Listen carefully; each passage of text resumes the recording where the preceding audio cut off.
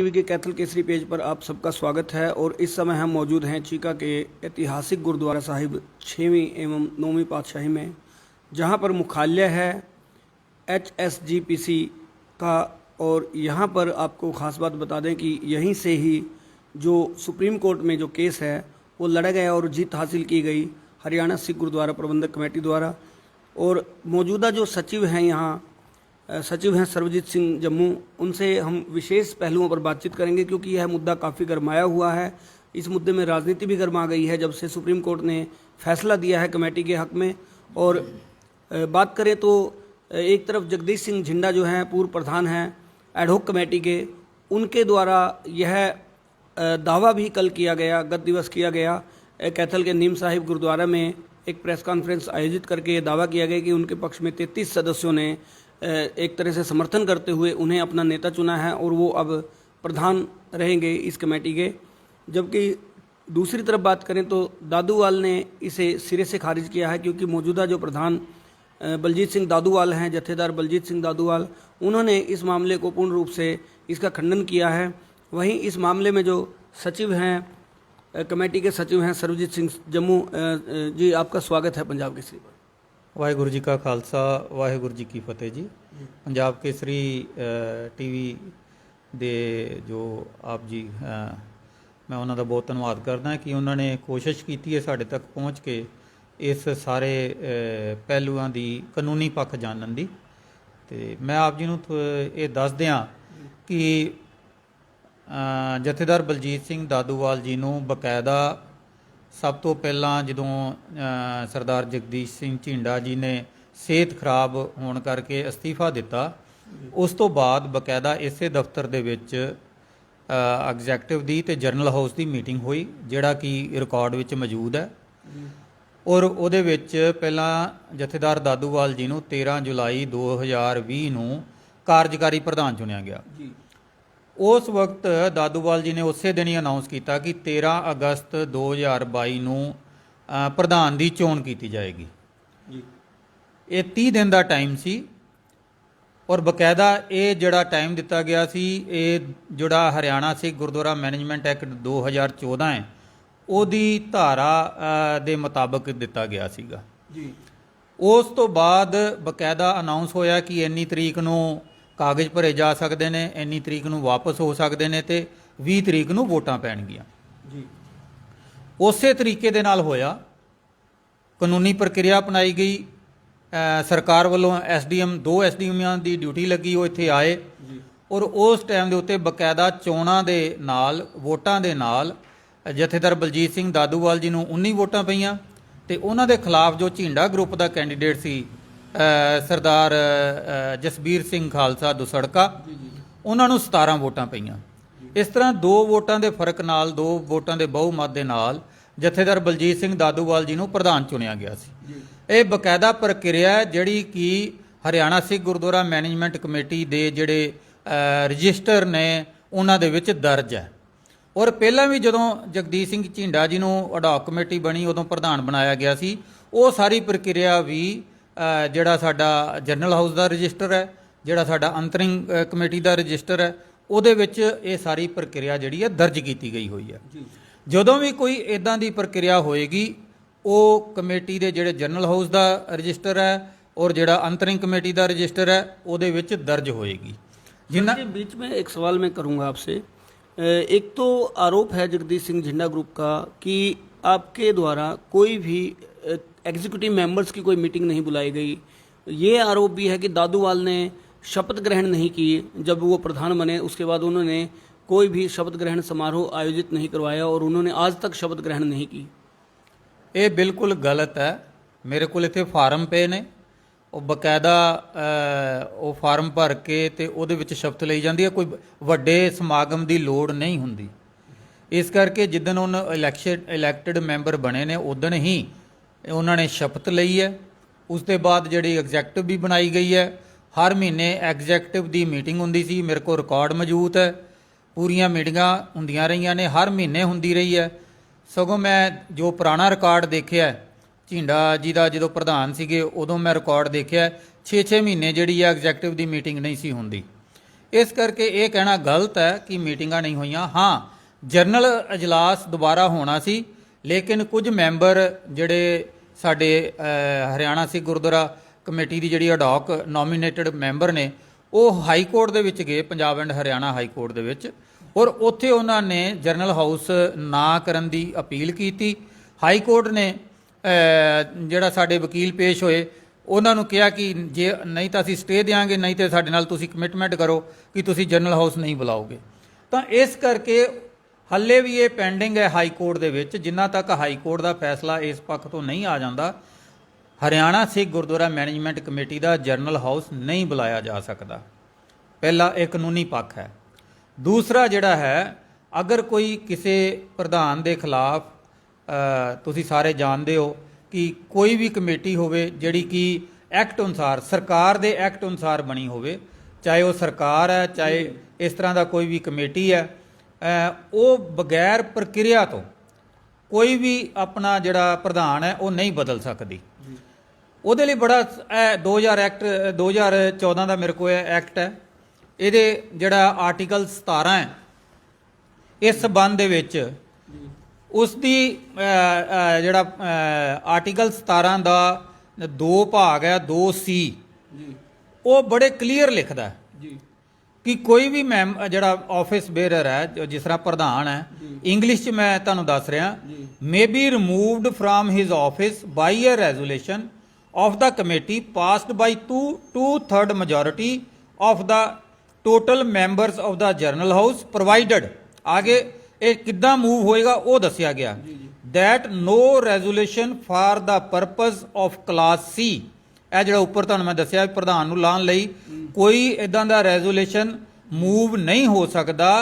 ਉਸ ਦਾ ਕੀ ਹੈ, moved unless, ਜਦੋਂ ਤੱਕ ਘੱਟੋ ਘੱਟ 15 member, means unless it is supported by not less than 15 members of the committee and 15 days notice has been given of their intention to move the resolution। ਬਹੁਤ clear ਹੈ act ਦੇ ਵਿੱਚ। ਇਸ ਕਰਕੇ ਅਸੀਂ ਮੈਂ ਤਾਂ ਕਾਨੂੰਨੀ ਪੱਖ ਤੁਹਾਨੂੰ ਦੱਸ ਸਕਦਾ, ਬਾਕੀ ਮੈਂਬਰ ਸਾਹਿਬਾਨ ਜੋ ਆਪਣਾ ਆਪਣਾ ਉਹਨਾਂ ਦਾ ਰਵੱਈਆ ਹੈ ਜਾਂ ਆਪਣੀ ਆਪਣੀ ਸੋਚ ਹੈ ਉਹ ਕਰਨ, ਲੇਕਿਨ ਜੋ ਆਫਿਸ ਦੇ ਵਿੱਚ ਐਕਟ ਪਿਆ ਹੈ, ਮੇਰਾ ਇਹ ਫਰਜ਼ ਹੈ ਕਿ ਉਸ ਕਾਨੂੰਨ ਮੁਤਾਬਕ ਇਸ ਸਾਰੇ ਕੰਮ ਨੂੰ ਚਲਾਉਣਾ, ਔਰ ਉਸ ਮੁਤਾਬਕ ਜਿਹੜੀਆਂ ਹਦਾਇਤਾਂ ਨੇ ਐਕਟ ਦੇ ਵਿੱਚ, ਮੈਨੂੰ ਕੋਈ ਵੀ ਨੋਟਿਸ ਹਾਲੇ ਤੱਕ ਪ੍ਰਾਪਤ ਨਹੀਂ ਹੋਇਆ ਮੈਂਬਰਾਂ ਵੱਲੋਂ। ਤੇ ਇਸ ਦੂਸਰਾ ਪੱਖ ਇਹ ਹੈ ਕਿ ਮੈਂ ਜੋ ਮੇਰੀ ਇਹ ਵੀ ਹੈ ਕਿ ਮੈਂ ਅਦਾਲਤ ਦਾ ਹੁਕਮ ਵੀ ਮੰਨਣਾ ਹੈ, ਤੇ ਮਾਨਯੋਗ ਹਾਈ ਕੋਰਟ ਪੰਜਾਬ ਅਤੇ ਹਰਿਆਣਾ ਦੇ ਵਿੱਚ ਜਿਹੜਾ ਕੇਸ ਪੈਂਡਿੰਗ ਹੈ, ਜਿਹਦੇ ਵਿੱਚ ਅਸੀਂ ਕਮਿਟਮੈਂਟ ਕੀਤੀ ਹੈ ਹਾਈ ਕੋਰਟ ਦੇ ਨਾਲ ਕਿ ਜਰਨਲ ਅਜਲਾਸ ਉਹਨਾਂ ਤੱਕ ਨਹੀਂ ਬੁਲਾਇਆ ਜਾਏਗਾ ਜਿੰਨੀ ਦੇਰ ਤੱਕ ਹਾਈ ਕੋਰਟ ਦੀ ਪਰਮਿਸ਼ਨ ਨਹੀਂ ਹੁੰਦੀ। ਇਹ ਦੋਨਾਂ ਚੀਜ਼ਾਂ ਨੂੰ ਮੁੱਖ ਰੱਖਦੇ ਹੋਏ ਮੈਂ ਇਹ ਕਾਨੂੰਨੀ ਪੱਖ ਨੂੰ ਕਲੀਅਰ ਕਰਦਾ ਕਿ ਕਾਨੂੰਨੀ ਪੱਖ ਕਹਿੰਦਾ ਹੈ ਕਿ ਜਰਨਲ ਹਾਊਸ ਦੀ ਮੀਟਿੰਗ ਨਹੀਂ ਹੋਈ, ਇਸ ਕਰਕੇ ਕੋਈ ਪ੍ਰਧਾਨ ਬਦਲਿਆ ਨਹੀਂ ਜਾ ਸਕਦਾ। ਜਥੇਦਾਰ ਬਲਜੀਤ ਸਿੰਘ ਦਾਦੂਵਾਲ 2.5 ਸਾਲ ਦੇ ਲਈ ਪ੍ਰਧਾਨ ਚੁਣੇ ਗਏ ਸਨ, ਉਹ 20 ਅਗਸਤ 2020 ਨੂੰ ਚੁਣੇ ਗਏ ਸੀ, ਠੀਕ ਹੈ ਜੀ। ਤੇ ਇਸ ਹਿਸਾਬ ਦੇ ਨਾਲ 2.5 ਸਾਲ ਤੁਸੀਂ ਲਾ ਲਓ, ਅਗਸਤ ਤੋਂ ਬਾਅਦ ਹਲੇ 4 ਮਹੀਨੇ ਦਾ ਸਮਾਂ, 5 ਮਹੀਨੇ ਦਾ ਹੋਰ ਉਹਨਾਂ ਦਾ ਪਿਆ ਹੈ, ਉਹਨਾਂ ਨੂੰ ਕੋਈ ਨਹੀਂ ਉਤਾਰ ਸਕਦਾ ਜਿੰਨਾ ਤੱਕ ਇਹ ਪ੍ਰਕਿਰਿਆ ਨਾ ਕੀਤੀ ਜਾਵੇ। ਆਫਿਸ ਤੋਂ ਬਾਹਰ ਜਿਹੜਾ ਹੈ ਉਹ ਕੋਈ ਵੀ ਜਿਹੜੀ ਇਦਾਂ ਦੀ ਮੀਟਿੰਗ ਹੈ ਉਸ ਨੂੰ ਅਸੀਂ गैर कानूनी ही कहांगे। तो जो 2/3 मेजोरिटी का जो प्रोविज़न है अविश्वास प्रस्ताव लाने का, वो जो झंडा ग्रुप द्वारा नहीं अपनाया गया, मतलब दादूवाल को सीधे ही उन्होंने एक बैठक की और उतारने की बात कह दी। देखो ये तो ये ਉਹੀ जवाब दे सकते हैं, पर यह गल बड़ी क्लीयर है कि ऑफिस वालों कोई जरनल हाउस नहीं बुलाया गया, ऑफिस ਨੂੰ कोई नोटिस नहीं मिलिਆ, क्योंकि जरनल हाउस बुलाने का अधिकार ਜਿਹੜਾ ਹੈ ਉਹ ਪ੍ਰਧਾਨ ਨੂੰ ਹੈ, ਐਗਜ਼ੈਕਟਿਵ ਕਮੇਟੀ ਨੂੰ ਹੈ, ਔਰ ਉਹ ਸਚਿਵ ਹੀ ਬੁਲਾਉਂਦਾ ਹੈ। ਬਗੈਰ ਸਚਿਵ ਤੋਂ ਜਿਹੜਾ ਜਰਨਲ ਹਾਊਸ ਨਹੀਂ ਬੁਲਾਇਆ ਜਾ ਸਕਦਾ, ਉਸ ਦੇ ਵੱਲੋਂ ਹੀ ਚਿੱਠੀਆਂ ਕੱਢੀਆਂ ਜਾਂਦੀਆਂ ਹਨ। ਕਿਸੇ ਨੂੰ ਕੋਈ ਚਿੱਠੀ ਨਹੀਂ ਕੱਢੀ ਗਈ, ਕਿਸੇ ਨੂੰ ਕੋਈ ਨੋਟਿਸ ਨਹੀਂ ਦਿੱਤਾ ਗਿਆ। ਦੂਸਰੀ ਗੱਲ ਮੈਂ ਹੋਰ ਵੀ ਤੁਹਾਡੇ ਨਾਲ ਕਾਨੂੰਨੀ ਪੱਖ ਇੱਥੇ ਕਲੀਅਰ ਕਰ ਦਿਆਂ। ਇੱਕ ਸਾਡੀ ਮਾਦਾ ਹੈ ਇਸ ਐਕਟ ਦੇ ਵਿੱਚ 16 ਆਰਟੀਕਲ 16 ਦੀ 8 ਨੰਬਰ ਕਲਾਸ ਹੈ ਜੀ, ਉਹਦੇ ਵਿੱਚ ਵੀ ਜਿਹੜਾ ਇਹ ਇੰਗਲਿਸ਼ ਵਿੱਚ ਹੈ ਕਿਉਂਕਿ ਲਿਖਿਆ ਹੋਇਆ ਉਹਦੀ ਮੈਂ ਤੁਹਾਨੂੰ ਹਿੰਦੀ ਤਰਜਮਾਨੀ ਵੀ ਕਰ ਦਿਆਂਗਾ। ਉਹਦੇ ਵਿੱਚ ਕਲੀਅਰ ਲਿਖਿਆ ਹੋਇਆ till the elections are held after the enforcement of this act an ad hoc committee comprising of 41 members shall be nominated by the government of Haryana to manage, supervise and take over all the issues, assets of the Gurdwaras, including movable and immovable properties of every description, and shall continue to hold such charge to manage the affairs of Haryana Sikh Gurdwara Management Committee till the new committee is constituted, which should not be later than 18 months, including the period spent on delimitation of wards, registration of eligible voters, etc. अगर मैं इस class ਨੂੰ ਦੇਖਾਂ ਤੇ ਬਹੁਤ clear ਹੈ ਕਿ ਇਹ ਕਮੇਟੀ 18 ਮਹੀਨੇ ਲਈ ਬਣੀ ਸੀ। ਅਗਰ ਇਸ ਕਲਾਸ ਨੂੰ ਅਸੀਂ ਦੇਖੀਏ ਤਾਂ ਇਸ ਵੇਲੇ ਕੋਈ ਵੀ ਇਹਨਾਂ 41 ਮੈਂਬਰਾਂ ਦੇ ਵਿੱਚੋਂ ਲੀਗਲ ਮੈਂਬਰ ਨਹੀਂ ਹੈ, ਚਾਹੇ ਉਹ ਅਡਾਕ ਕਮੇਟੀ ਦਾ ਹੀ ਮੈਂਬਰ ਹੋਵੇ, ਕੋਈ ਵੀ ਮੈਂਬਰ। ਉਸ ਦੇ ਬਾਅਦ ਇੱਕ ਜਿਹੜਾ ਹੋਰ ਆਰਡਰ ਜਿਹੜਾ ਹੈ ਜਿਹਦੇ ਵਿੱਚ ਕੁਝ ਮੈਂਬਰਾਂ ਨੂੰ ਕੱਢਿਆ ਗਿਆ ਸੀ ਹਰਿਆਣਾ ਸਰਕਾਰ ਵੱਲੋਂ ਔਰ ਕੁਝ ਨਵੇਂ ਮੈਂਬਰ ਅਪੁਆਇੰਟ ਕੀਤੇ ਗਏ ਸੀ। ਇਹ order number 1514/2 in exercise of powers conferred by छोटा कर दीजिए। हाँ जी, ऑन कैमरा दिखा दें ऑर्डर को, जी जी, थोड़ा सा छोटा करके इस तरह से। ये जी, ये कैमरे पर दिखा दिया जाए कि ये ऑर्डर जो है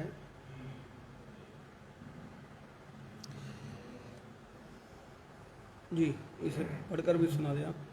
इस आर्डर ਦੇ ਵਿੱਚ ਸਿੱਧਾ ਲਿਖਿਆ इन exercise of the powers conferred by subsection 8, वही उसी का दिया गया है, ऑफ सेक्शन 16, हाँ जी 16 का 8 of the Haryana Sikh Gurdwara management act 2014, act 22 of 2014, the governor of Haryana hereby nominates the following 10 persons as members of the executive of the committee to manage, supervise and take over all the assets of the gurdwaras, including movable and immovable properties of every description. ये सारा उन्होंने लिखा है। तो उसमें जो 10 member हैं वो दूसरे हैं जगतार सिंह तारी जी, गुरप्रसाद सिंह जी, गुरपाल सिंह गोरा जी, मलकीत सिंह जी, निशान सिंह जी, बलजिंदर कौर जी, पलविंदर सिंह जी, गुरजीत सिंह जी, सोहन सिंह जी, राम सिंह जी।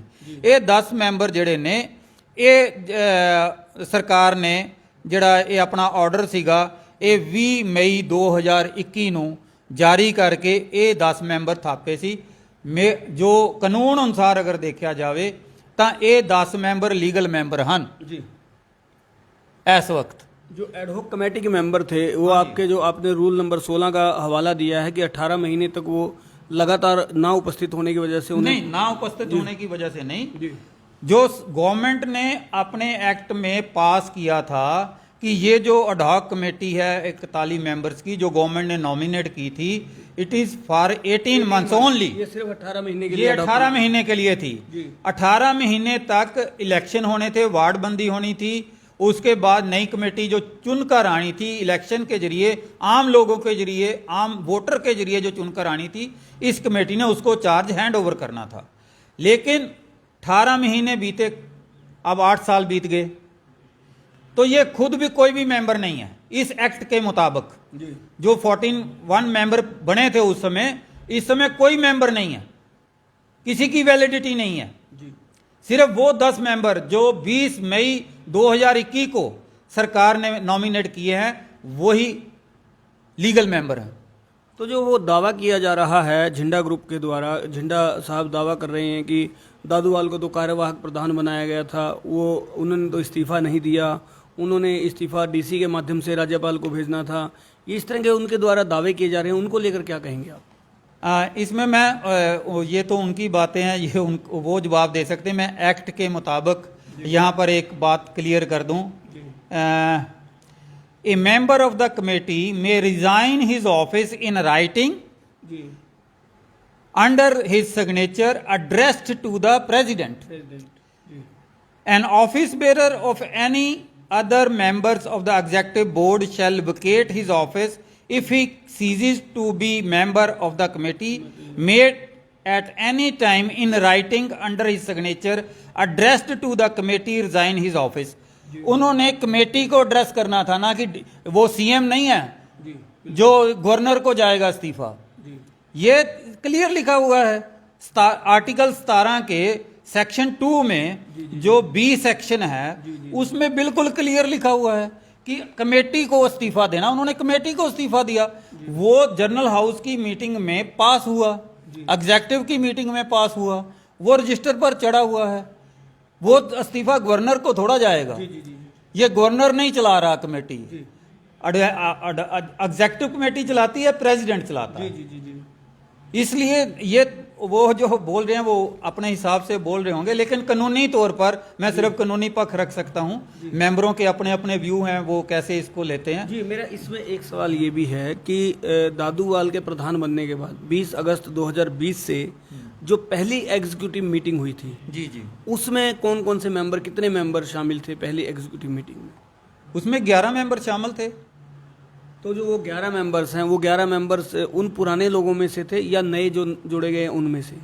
नहीं, जो दादूवाल जी बने थे 20 अगस्त 2020 को, इसलिए जो नए मेंबर आए हैं वो आए हैं 2021 को, 20 मई 2021 को, इसलिए पुराने मेंबरों में से ही थे, तो वो नहीं थे। तो जो एग्जीक्यूटिव कमेटी जो चल रही थी पुराने मेंबरांस की, वो एग्जीक्यूटिव कमेटी भंग कर दी गई और नई बनाई गई है दादूवाल द्वारा? नहीं, कोई कमेटी भंग नहीं हुई है, कोई भंग नहीं की गई है, कोई नई कमेटी नहीं बनाई गई है अभी। लेकिन अगर जरूरत पड़ी तो ये प्रेसिडेंट की अपनी अथॉरिटी है, पावर्स हैं कि वो नई कमेटी बना सकते हैं। तो जो ये एक्ट का ये प्रोविजन है, ये सेक्शन 16 का 8 नंबर जो बोल रहा है, सरकार ने जो आगे अमेंडमेंट की है वो इसी सेक्शन के थ्रू मुताबिक की है। जी, इसके मुताबिक की है। तो इसका मतलब कि यदि बात करें जिस हिसाब से ये सेक्शन कह रहा है, उस हिसाब से तो वो मेंबर्स अपना एक तरह से मेंबरशिप ही खो चुके हैं यदि इस नियम की पालना नहीं की गई उनके द्वारा। तो हाँ, बिल्कुल बिल्कुल। वो ये तो देखिए, सरकार ने 18 महीने के बाद कोई और नोटिफिकेशन नहीं निकाला जी, ठीक है, कोई और कमेटी अडॉक कमेटी नहीं बनाई, लेकिन कानून में जो एक्ट में लिखा है वो ये कमेटी 18 महीने के लिए थी, तो वो 18 महीने से तो सब खत्म है। तो ऐसा तो नहीं हुआ इसके बाद जैसे ये नियमावली में लिखा गया है और सरकार ने एग्जीक्यूटिव जो कमेटी नहीं बनाई, नई कमेटी नहीं बनाई इस बीच, या इन लोगों ने नहीं बनाई, एडहोक कमेटी ने? नहीं, वो तो सरकार ने ही बनानी थी, सरकार ने ही इसको अमेंड करना था, सरकार ने इसको दोबारा नोटिफिकेशन करना था, लेकिन सरकार ने नहीं किया। ये तो सरकार की गलती है, इसलिए जो सरकार की गलती मानी जाएगी जो तत्कालीन सरकार है। हाँ, नहीं, वो तो देखिए, ये तो 2014 में जब ये बना है, फिर नई सरकारें बनी हैं, सरकार आ गई थी, बीजेपी, वो सरकार ने देखना, उसके लिए मैं कमेंट नहीं कर सकता हूँ। लेकिन जो अगर मैं कह रहा हूँ कि अगर कोई मेंबर ये कहे कि मैं तो मेंबर हूँ, दूसरा मेंबर नहीं है, तो वो ये प्रोविज़न पढ़ ले। ठीक बात है। ठीक है जी। अभी तक ये जो चल रहा था, ये तो सरकार नहीं, सरकार ने इसको चलने दिया सिर्फ इसलिए कि सुप्रीम कोर्ट में केस चल रहा था। 18 महीने के बाद ये कमेटी डिफंक्ट हो चुकी थी, बड़ा क्लियर है इसमें। उसके बाद जो भी, इसीलिए तो इन बेनिफिट नहीं दिया गया कि ये मामला सुप्रीम कोर्ट में चला गया और 18 महीने एडहोक कमेटी को फिर कंटिन्यू कर दिया गया हो। ये देखिए, अब इसके मुताबिक सरकार का प्रोविज़न है, ये अथॉरिटी सरकार की है, गवर्नमेंट ऑफ हरियाणा की है, क्योंकि ये कमेटी बिल्कुल ख़त्म हो चुकी है। अब सरकार नए मेंबर नॉमिनेट कर सकती है, इनमें से कोई रख सकती है, किसी को निकाल सकती है, ये सरकार पर निर्भर करता है, ये किसी भी मेंबर पर निर्भर। ये पहले भी नॉमिनेटेड मेंबर हैं, कोई इलेक्टेड मेंबर नहीं है, ये सरकार ने रहमो करम करके इनको नॉमिनेट किया था। इसलिए अब भी सरकार जो है, जो समझेगी कि जो लोग अच्छे तरीके से 18 महीने या 2 साल के लिए काम कर सकते हैं, गुरुद्वारों की सेवा संभाल कर सकते हैं, उनको सरकार नॉमिनेट करेगी। और मैं समझता हूँ सरकार को इस सिलसिले में जल्दी कोई ना कोई फैसला लेना चाहिए। झिंडा साहब का कहना है कि जो दादूवाल कार्यवाहक प्रधान बनाए गए थे वो हटाए जा चुके हैं, और उनके साथ ही जो है सतपाल सिंह रामगढ़िया ने कहा है कि उनके साथ साथ आपको भी हटा दिया गया है, यानी कि सचिव भी, जब प्रधान ही नहीं रहेगा तो सचिव भी नहीं रहेंगे, ये उनका कहना है। देखिए मैंने आपको पहले बोला है कि जो मेंबर हैं वो कुछ भी कह सकते हैं। जो सरकार के विरोधी होते हैं वो कहते हैं हमने सीएम को हटा दिया, हमने चीफ सेक्रेटरी को हटा दिया, तो ऐसे नहीं होता है। मेरी अपॉइंटमेंट एग्जेक्टिव कमेटी ने की है। जब तक एग्जेक्टिव कमेटी में रेजोल्यूशन नहीं होता है मुझे कोई हटा नहीं सकता। तो आपकी जो अपॉइंटमेंट ना की थी प्रधान जी को भी कोई हटा सकता है। अभी तक दादूवाल जी ही हरियाणा सिख गुरुद्वारा मैनेजमेंट कमेटी के प्रधान हैं। जब तक ये जो प्रोसीजर है इसमें एक्ट में लिखा हुआ, जब तक ये नहीं अपनाया जाता वो कार्यवाहक प्रधान नहीं है। जी। पहली बात तो ये क्लियर मैं कर दूं, एक्ट के मुताबिक जो जर्नल हाउस की मीटिंग हुई है, जो वोटिंग हुई है, वो सारा रिकॉर्ड है, इसलिए वो कोई कार्यवाहक प्रधान नहीं है। और मैं जो हमारे सत्कारयोग मेंबर साहबान हैं सभी, उनसे मैं विनती भी करूंगा कि जो संगत है उसमें ऐसा गलत प्रचार मत करें। जो कानून अनुसार है वही काम करें तो अच्छा लगेगा। इस समय जो नियम है, जो कानून है, सरकार उसके मुताबिक चलेगी।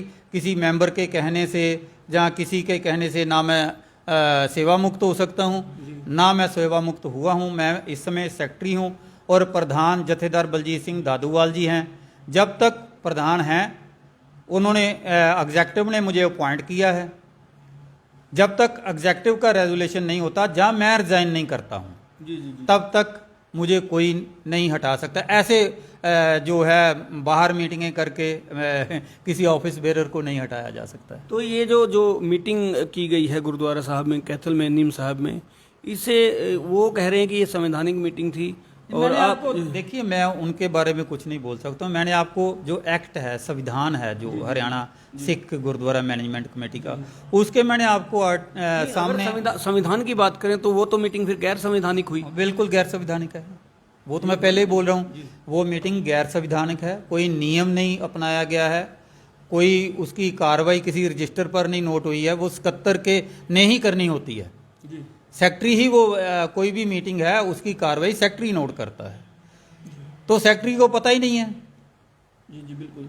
ये ऐसा थोड़ा है विधानसभा की, अगर आप बोलिए, ये भी हमारी एक विधानसभा है। बिल्कुल जी। विधानसभा की जब कोई मीटिंग होती है वो विधानसभा में होती है, प्रक्रिया तो वही रहती उसकी है। प्रक्रिया होती है। चीफ मिनिस्टर भी जो है विधानसभा जब बुलाते हैं तो गवर्नर को नोटिस देते हैं, जी। ठीक है, चीफ सेक्रेटरी को नोटिस होता है तो वो फिर बुलाते हैं, ठीक है ना। यहाँ तो ना मुझे कोई नोटिस मिला है कि मीटिंग बुलानी है, ना कोई मुझे बताया गया है, तो ऐसे कैसे कोई मीटिंग हो सकती है। ये देखिए, ये कोई प्राइवेट कंपनी नहीं है, ये कोई प्राइवेट कमेटी नहीं है, ये हरियाणा सिख गुरुद्वारा मैनेजमेंट कमेटी हरियाणा विधानसभा द्वारा बने हुए एक्ट के मुताबिक है। जी जी। और जो एक्ट में लिखा है वही प्रोविजन अपनाए जाएंगे, वो संविधानिक होगा, बाकी सब कुछ गैर संविधानिक है। तो क्या इस मामले को लेकर कोई बैठक या जनरल हाउस की मीटिंग, क्योंकि जनरल हाउस की मीटिंग तो आप लोग इसलिए ही नहीं बुला पा रहे क्योंकि हाई कोर्ट में आपने बताया मामला पेंडिंग है, तो इस मामले को लेकर यदि सरकार चाहती है, सरकार कोई बैठक बुलाती है या वो थ्रू आपके माध्यम से बैठक के आदेश ऐसे में जारी करते हैं, क्योंकि विवाद काफ़ी गहराया हुआ है इस मामले का, और ऐसा भी लग रहा है कि जैसे 52 गुरुद्वारों का पूरा चार्ज आने के बाद कहीं ना कहीं एक लालच भी बीच में दिखाई दे रहा है प्रधानगी का। वो कहें तो झंडा ग्रुप की तरफ से बार बार यही कहा जा रहा है, पहले भी कोशिश की गई है कि भाई दादूवाल को हटाने की उनके द्वारा पहले भी कोशिशें रही हैं लेकिन कामयाब नहीं हो पाए, तो इसको लेकर क्या कहेंगे आप। देखिए, वैसे तो मैं कानूनी पक्ष बता सकता हूँ, इस मामले में मैं ज़्यादा नहीं कह सकता, लेकिन इतनी बात मैं कहता हूँ कि 20 अगस्त 2022 के बाद जब जथेदार बलजीत सिंह दादूवाल जी को बाई वोटिंग प्रधान चुना गया 2.5 साल के लिए, उसके बाद उन्होंने कड़ी मेहनत की, कभी दिल्ली, कभी चंडीगढ़, कभी कहीं। वो मैं जो रिकॉर्ड देख रहा हूँ, रिकॉर्ड के मुताबिक पिछले जो 6 साल थे सुप्रीम कोर्ट में सिर्फ डेटें ली गई हैं, किसी भी तरह हरियाणा ढंग से नहीं हुई, कोई कार्रवाई ढंग से नहीं हुई है। और दादूवाल जी ने इस केस को परस्यू किया, मेहनत की और मेहनत रंग लाई है। अब मेहनत रंग लाई है तो ये लोग जो हैं वो पचा नहीं पा रहे हैं, और कोई बात नहीं है। जी जी जी। गबन के भी कुछ आरोप लगे थे, मुख्यमंत्री को पत्र भेजा गया, उनकी तरफ से भी आप लोगों द्वारा गबन किया गया है, दादूवाल की जो मौजूदा कार्यकारिणी है उसके द्वारा गबन किया गया है, ऐसा भी आरोप लगे हैं। देखिए, जो एक्ट के मुताबिक है, यहाँ से एक नया पैसा भी कोई प्रधान नहीं लेके जा सकता है जी। अगर कोई कहे ना कि प्रधान कहे जी ये इतने पैसे मुझे दे दो, तो अगर मैं उनको देता हूँ मैं खुद कानूनी तौर पर फंस जाऊँगा। इसलिए ये बातें बेबुनियाद है, सिर्फ पॉलिटिकल बातें हैं ये, इसमें मैं और कुछ नहीं कहूँगा। दाएं बगाए खर्चे डालने की बात अगर कही जाए उसमें, उस दाएं पत्र के बाएं माध्यम खर्चे कहाँ पड़ जाएंगे जी? किस बात के खर्चे पड़ जाएंगे जी, वो तो वही जाने जिन्होंने आरोप लगाए हैं। ये वो जानते हैं जी, लेकिन हमारी तरफ से ऐसी कोई बात नहीं, मैं इसमें ज़्यादा नहीं बोलूँगा। लेकिन ये हमारे कागज बोलते हैं, हमारी जो कार्रवाइयाँ हैं वो बोलती हैं। आप देखिए पिछले 6 साल में क्या हुआ है, अब 2 साल में क्या हुआ है, वो आप देख लीजिए। पिछले 2 साल में गुरुद्वारा जो प्रबंध है उसमें सुधार लाए गए हैं। 6 साल हो गए, एक मेंबर हैं अपार सिंह जी, यहाँ पर इंक्वायरी पड़ी हुई थी, उनके खिलाफ फैसला हुआ था कि उन्होंने पैसे खाए हैं 2.25 लाख रुपया, वो दे नहीं रहे हैं, तो वो फाइल को बंद करके यहाँ पे रखा हुआ था। जब मैंने आके अलमारी खोली, देखी फाइल, तो मैंने फर्स्ट मीटिंग में वो फाइल रखी, चाहे उस मीटिंग में एग्जीक्यूटिव मेंबर थे अपार सिंह जी, ठीक है। तो प्रधान जी ने बिल्कुल उसका कोई संज्ञान लिया और उनको बोला गया कि ये पैसे आपकी तरफ निकलते हैं, इंक्वायरी फाइनल हुई है। वो झिंडा ग्रुप के लोगों ने की हुई थी, मैंने तो नहीं की थी, लेकिन उनकी इतनी हिम्मत नहीं पड़ी थी कि वो उनसे पैसे ले पाए, ठीक है। तो जथेदार दादूवाल जी ने इतना सुधार किया कि अपनी एग्जीक्यूटिव का जो मेंबर है उन्होंने लिया था, उसे बोला कि आप ये आपके खिलाफ ये चार्जेस हैं, ये इंक्वायरी हुई है, तो ये पैसे आप जमा कराइए। तो इसी बात पर कि मुझे क्यों पैसे जमा कराने के लिए बोला गया है, उन्होंने दादूवाल जी का विरोध करना शुरू कर दिया। तो हमने फिर भी नोटिस देकर उनको, हमारे पास रसीदें हैं उनकी, उन्होंने वो पैसे 2.25 लाख रुपया दादूवाल जी ने गुरु की गोलक में डाला जो उन्होंने गबन किया था जी। ऐसे लोगों का साथ झीडा ग्रुप दे रहा है। उसके बाद अभी कुछ दिन हुए, अपार सिंह जी नशे के तस्करी के रूप में गिरफ्तार हुए, ठीक है जी, उनको भी उन्होंने साथ लिया हुआ है। तो ये जो दादूवाल जी ने ये जो काम किए हैं ये किसी और ने नहीं किए हैं, इसलिए दादूवाल जी के खिलाफ हैं। और मैं समझता हूं कि ये जो कार्रवाई चल रही है इसमें फिर वही बातें होंगी जो अपार सिंह जी ने की हैं और झिंडा जी ने उनका साथ दिया है। सरबजीत जी, जो बात है सिखिज्म की, अगर बात करें, सिख की एक भावना जो है बहुत ज़्यादा आस्था रहती है गुरुद्वारों के प्रति, और देखा है हमने एक सेवा भाव से वो गुरुद्वारों में आते हैं, माथा टेकते हैं और सेवा बिल्कुल तन मन से सेवा करते हैं। ऐसे में जब ये मामला बार बार उजागर हो रहा है, कहीं ना कहीं भावनाओं को आहत नहीं करेगा ये मामला? नहीं, मैं सोचता हूँ कि हमारे जो नेता लोग हैं उनको इन चीज़ों से गुरेज करना चाहिए, गलत बातें नहीं करनी चाहिए। वाकई आहत होती है, हमारी भावना भी आहत हो रही है इनकी ये कार्रवाई देखकर। कितनी लालच इनको पड़ी हुई है, ये 6 महीने तक नहीं अटक पाए। 6 महीने का कार्यवार था दादूवाल जी का, 6 महीने और बीत जाते तो क्या दादूवाल जी सारा साथ में लेके चले जाते। 6 महीने के बाद इलेक्शन होती ये आ जाते। लेकिन इनसे ये बातें भी नहीं हो पा रही हैं। दूसरी बात मैं आपको बताऊं, दादूवाल जी ने और क्या सुधार किया है। कोई यहाँ पर ड्रेस कोड नहीं था, पूरे जो मुलाजिम है अब ड्रेस कोड में है, उनके पास कार्ड है, उनके गले में कार्ड रहता, पता लगता है कि ये हरियाणा कमेटी का मुलाजिम है। गुरुद्वारों का जो प्रबंध है उसमें सुधार किया गया है, और साथ ही साथ एजुकेशन और मेडिकल के प्रति जो दादूवाल जी का विज़न है वो बहुत क्लियर है। और उसी वजह से जो गुरुद्वारा थड़ा साहब है वहाँ पर हमने कंप्यूटर सेंटर शुरू किया है जिसमें फ्री ऑफ कास्ट बच्चों को 6 महीने का कोर्स कराया जाता है, और जिसकी वैलिडिटी सरकार की तरफ से दी गई है। जो सर्टिफिकेट दिया जाता है वो सरकार की जो नौकरी के लिए अगर कहीं अप्लाई करना हो तो वैलिड है।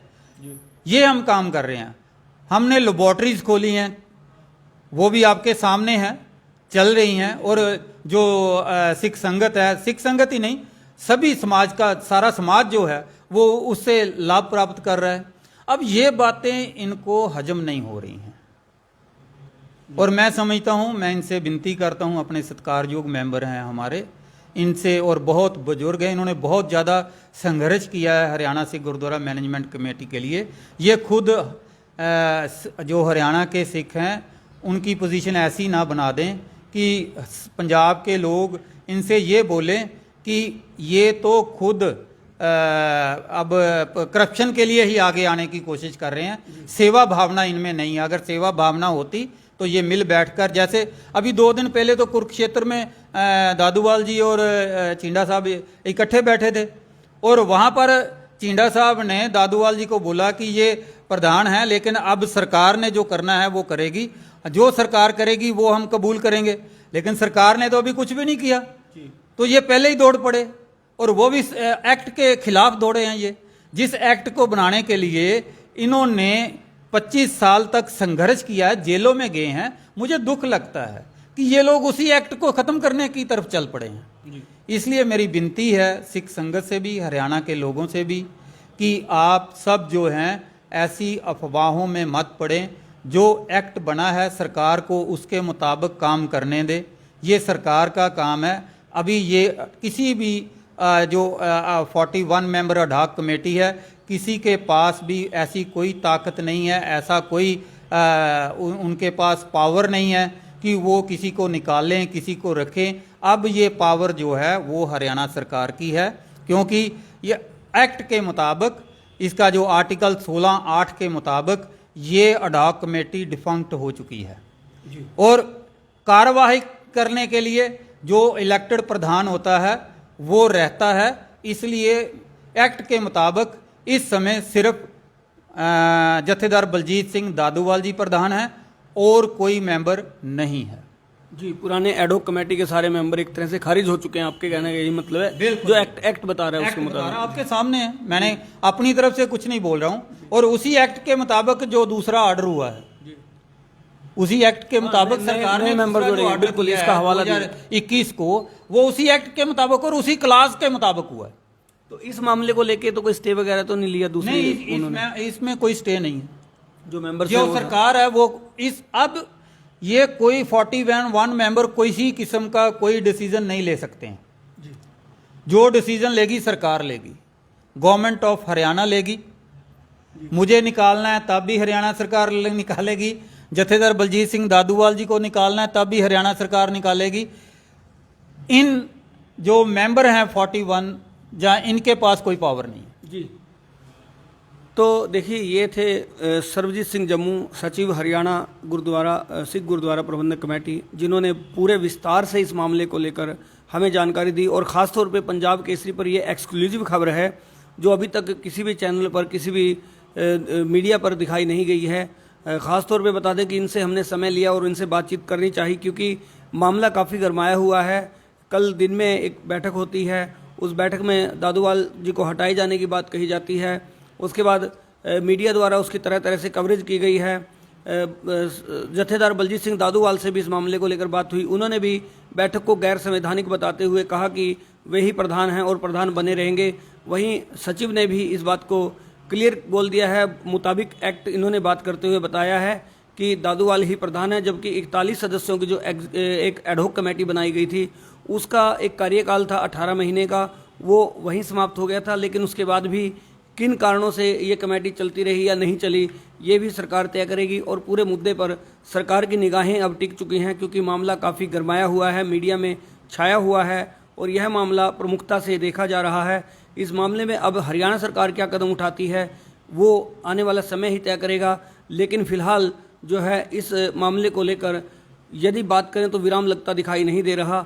फिर भी कुल मिलाकर जो एक्ट के जो प्रोविजंस हैं, एक्ट की जो बातें हैं, जो हरियाणा सिख गुरुद्वारा प्रबंधक कमेटी के गठन के समय में एक्ट बना था, हरियाणा सरकार द्वारा बनाया गया था, उस एक्ट के जो आर्टिकल्स हैं उनके मुताबिक पूरी जानकारी दर्शकों को दी गई है, आप लोगों को दी गई है।